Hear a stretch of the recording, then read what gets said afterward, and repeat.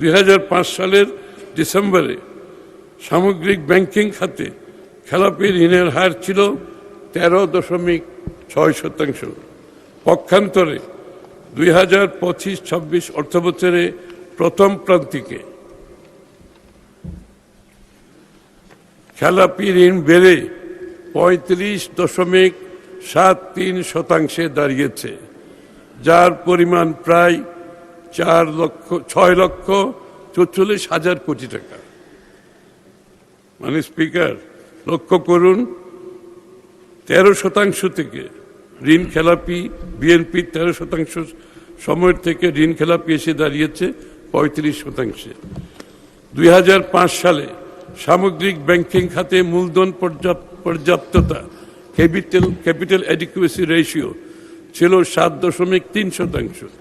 2025 সালের শেষে ঋণাত্মক অর্থাৎ -2.64% নেমে এসেছে। 7.3 থেকে -2.64% নেমে এসেছে।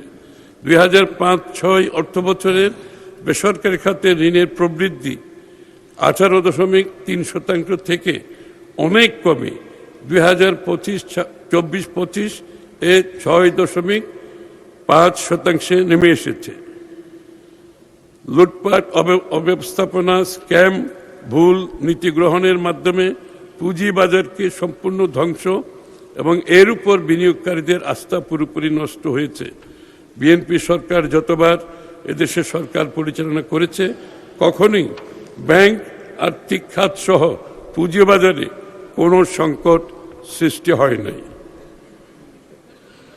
2006 সালের বৈদেশিক ঋণ ছিল 1,30,000, অর্থাৎ বিএনপির সময় 1,30,000 বৈদেশিক ঋণ ছিল, 1,30,000 কোটি টাকা, যা 2024 সালে প্রায় 6.5 গুণ বেড়ে 8,12,000 কোটি টাকা হয়েছে।